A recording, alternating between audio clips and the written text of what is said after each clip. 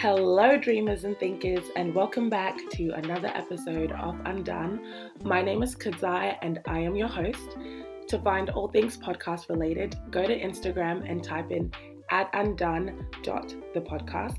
My Instagram is @ku.dzai. And I really hope that you enjoy this podcast, that it is impactful, that it starts a conversation with you, with your family, friends, or it just gets you thinking about things. Without further ado, let's get into it.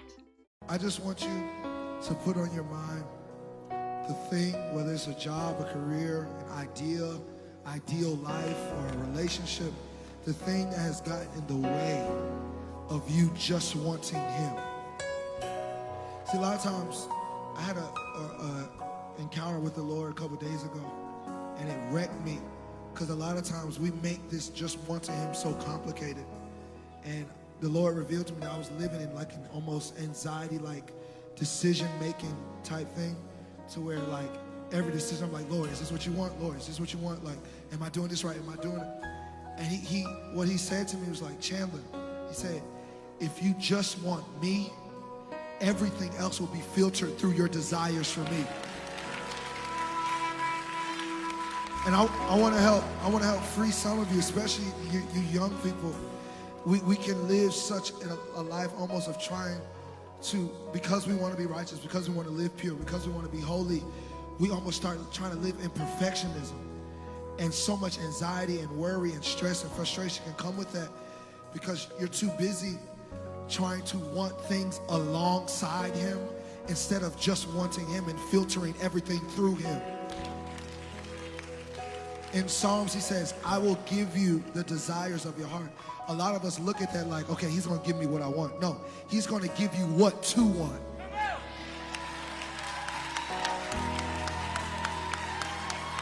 He's not saying, yeah, if you want this, I'm just going to give it to you. No, he's saying, if you delight in me, I'm going to fix it so if you just want me, I'm going to tell your heart what to want. So you don't have to live in anxiety and worry about is this job right? Is this relationship right? Am I at the right church? You put your focus on him. And the steps of a good man are ordered by the Lord. He will lead you. So the reason I put that audio clip in at the start of this episode is because I just feel like it perfectly described the headspace I've been in the last few months, as well as with this podcast. Oh my goodness. I have been meaning to come back and start season 2, and I have just been building it up and building it up and building it up in my head. And that has gotten in the way of me actually sitting down and recording. But I finally decided to do it. And it's just this idea of getting into this anxiety-ridden state when making decisions. Which is like, whether you're a Christian or not a Christian, I believe everyone faces this of like, am I making the right decisions? Is this going to get me where I want to get to? Could I have made a better decision, etc., etc. And I feel like when you tell people you're a Christian, they automatically think that life is so much easier because you can just blame everything on God or the devil. But that's just not the case at all. Like, God gives us free will, which we're going to pin that, and I would hope to have that theological discussion later on sometime. But God gives us free will, which means that there are times where he will explicitly say something to you. And when I say it to you, I mean some people hear it audibly.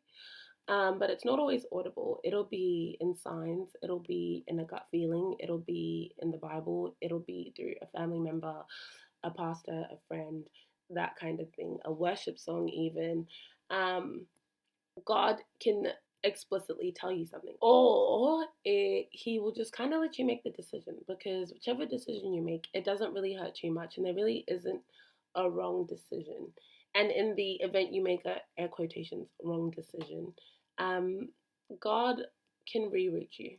He can reroute you. It says in the Bible that but everything works for the good of those who are called according to his purposes and love him, which means that even what you thought was a bad decision, was a setback, was a delay, God can use that, and you'll realize that that was exactly the decision that you needed to make to end up where you are. But I think we often try to avoid having to stumble through things in life. I know for me personally, that is definitely a thing. I'm one of those people who, I'll tell you, I'm like, if I don't need to learn the lesson myself, I won't. I will not. If I don't need to learn it, I won't learn it. I would rather learn it from someone else and be like, cool, I'm going to stay clear of that. So I think a lot of, for me personally, a lot of what comes into play is that I'm like, oh, but I don't want to make a decision that would set me back if that would set me back a few years, or oh, but what if this isn't going to take me in the right place, or what if this turns out to be worse than what it was supposed to be? And I think the first thing that has helped me is that life is meant to be a journey. And this is in two parts, in that I need to realize that it's okay to be bad at something. And this is something that I'm constantly telling myself, because even in a practical sense, I don't do things that I'm bad at. Like, I just won't do it. I won't allow myself to be bad at something, which is really ridiculous because I'm not good at anything. But it's allowing myself to be bad at things. It's allowing myself to stumble, because I'm like, this is a part of the learning process. This is a part of being human. You're not going to be perfect at everything. And then the second part of life being a journey is that I think our generation tends to look at things a lot with like 30 being the cap. And I think that's become really easy to do, to get stuck in this cycle of, oh, by 25, I need to own this many properties and have like paid off this much debt. Or, oh, by like 30, I need to have had this many kids and have this kind of house and this kind of career. Which are all great things to aspire and work towards. But at the same time, we have to realize that life is a journey. It is a journey. Let's go with the average life expectancy, which would be like, what, 70s, 80s, somewhere up there. If you have 8 decades, you're in your 20s now, you still have another 6 decades to go. Another 6 decades to go. Let that sink in. You don't need to have achieved everything. You don't need to have had every experience. I think the beauty is that everyone's life is unique, and we get to sit around and we get to talk and we get to tell stories and we get to just be in awe of each other's lives, but we don't need to turn that into comparison, which I think is a really big thing and is perpetuated by social media, which is another thing that I found was really helpful in getting myself out of that mind state. Was that for the month of August, myself and a few friends decided to take time off Instagram. And I think at first my initial fear, well, not fear, like worrying, I don't know if that's the right word, but initially I just kind of thought, oh, but like, will I still be in the loop? And I guess I also realized I was kind of addicted to being subscribed to people's lives, and taking the time off has just made me realize that we were not designed, created to be able to emotionally and mentally handle being subscribed to like 50 plus people's lives. Like in a day when you're watching Instagram stories or scrolling through your timeline, you will see 50, if not more, people's lives, what they're doing, what deep thought they're having, what new thing they've just achieved. It's too much. It's too much for our brains, and they kind of just they freak out and they stop working. Whereas I realized taking time off Instagram, I don't really use any other social medias, so it wasn't really that difficult. Like, Instagram is the social media. But taking the time off, I realized that I was in the loop of people's lives that I wanted to be in the loop of. I could be more intentional with those friendships and relationships. I was able to actually even look, with all the spare time I had from scrolling and posting, I was able to look at the goals and the things that I would like to achieve in my life and what I believe God has told me my purpose is on this earth. And just look at the things I was giving energy to, look at the things, the way my life was structured, and be like, okay, are the things that I'm giving energy to, and the things and the way that my life is structured, are they feeding into what I believe my purpose is? Am I being a good steward of what God has given me? Are they feeding into the plans and goals that I have for what I'd like to achieve in the next 10 years or so? Even if I don't achieve those things, I still want to know that I gave it my all to be able to achieve those things. And so one thing that I started doing was just restructuring my life and putting in, I think, was it a quote or maybe a YouTube video title that I saw that was like, have systems, not goals. And I love that because I find that whenever I've tried to set goals for myself, goals are great. Goals without a plan will get you nowhere. Hence, New Year's resolutions get people nowhere. But by looking at, okay, this is the kind of woman I'd like to be, this is the kind of things I would have liked to achieve, hopefully within the next 10 years, even if I don't. Do this systems I have in place, do they, would they show that that is what I am working towards? And then I had to start restructuring things. I had to be like, okay, how much time do I spend on YouTube? How much time do I spend, I don't know, scrolling? I don't really scroll through Pinterest anymore, but my routine, is it in line with me maximizing my hours of the day without me having to go into a deficit in terms of sleep hours? The books I'm reading, the content I'm consuming, because I wasn't just consuming everything on Instagram, I became super aware of what I was consuming elsewhere. Even with emails, I was like, okay, um, I'm reading a lot about financial stuff and trying to up my financial literacy, which was a goal that I'd made myself for this year. And I was like, okay, it's not enough to read books. It's not enough to watch the videos or have the savings account. Like, I need to start deleting emails that I get about sales when I know I'm never going to buy that. Like, I just don't need to be tempted. Let me delete. It was even in the music I listen to, because music really affects us, and I think we don't realize that. Is the music I'm listening to helpful? Um, what else? Just my diet, that kind of stuff. Like, am I working towards the things I'm hoping to achieve? And that was really great. It also made me look at the relationships in my life and realize, am I in this relationship for the sake of being in this relationship, or because I genuinely feel like I get something from this, or I add value into the other person's life? Like, I don't think every relationship needs to be you getting something from the other party.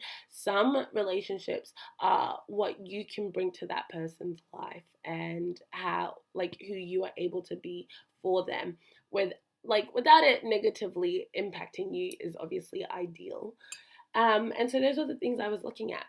And so during this time, I was listening to this podcast, the Michelle Obama podcast, mixed reviews. I think I only listened to one episode. Yeah, I've definitely only listened to one episode, which is the one that she did with Barack. And there's this quote that they say in there, which says, schools do not show you the world, they show you a bunch of careers. And I really felt like, oh, like, amen. Preach that again. School gives us the head knowledge to be able to do well academically, which helps us with careers. But what if you don't want to, oh, not what if you don't want to have a career, like, but what if you don't want a degree? Like, what if you don't want a typical career? What if you want to be an entrepreneur? What if you want to be a fashion designer, a producer, a athlete? What if you want to be all the things that are not considered traditional? School didn't set us up for that. School didn't set us up to know what to do outside of a career. Like, I remember finishing uni and being like, okay then, that was 16 years of my life. That was planned. Now what do I do with my life? Like, I now have to make the decisions. I now have to decide where I want to live. Why do I want to live there? What will that do for my career? Is that a good idea? How long will I be there for? Where would I want to go next? Etc., etc., etc. And it's so stressful. And I don't know about other people, but I take so much comfort in knowing that God is with me at every step, that He just is watching and He is guiding, and that even if I fall up, He's like that loving fall up, even if I fall down, He's that loving Father who'll like pick you back up and like scrub the dirt off your knees, give you a hug, and keep you going. You know what I mean? And so I guess I just kind of got out of the funk of like, am I making the right decisions? Am I in the right place? All that kind of stuff. Practically, with the things that I described, but also like spiritually, realizing that I had gotten to a place where I'd stopped relying on God as much as I needed to. And that just started stressing me out about everything. And I started over analyzing everything. But when I took it back to what I believe is the heart, and I was like, okay, um, as long as you and me are good, I know that everything else that happens in my life is an overflow from that. The relationships I attract are an overflow of the relationship I have with you and me being an emotionally healthy and spiritually healthy individual. Um, the direction I'll go in with the career, where I live, further education, all that kind of stuff will be an overflow of my relationship with you because I will have clarity in mind, I'll have clarity in vision, I'll be able to like not compare myself to other people, look at the race that you've set before me and just run that and be a good steward of that. And yeah, so I guess my advice to people would be, first of all, well, not no one asked me for advice, but if you're in a similar boat or have been in a similar boat, or you happen to find yourself in a similar boat in the next few months or whatever, I would say you need to have a why, and your why can be whatever you, um, it can be whatever works for you. My why is God. My why for everything is God. The purpose that He has shown me, the love I have for Him. Um, yeah, my why is God. And so that always kind of just anchors me and brings me back to what everything is about when I start to get caught up in the comparison and in the timelines and in looking at like a 21-year-old billionaire and thinking, oh my God, do I now need to be an entrepreneur? Do I need another 3 careers? I just bring it back to, okay, but what has God said about me? What has He said about my life? Are we moving in that direction? Yep, cool. Are you making the most and doing the best with what you have in your hands at the moment to get to that next level? And yeah, that is all for this episode. I look forward to hearing your thoughts and I'll see you on the next episode. Bye.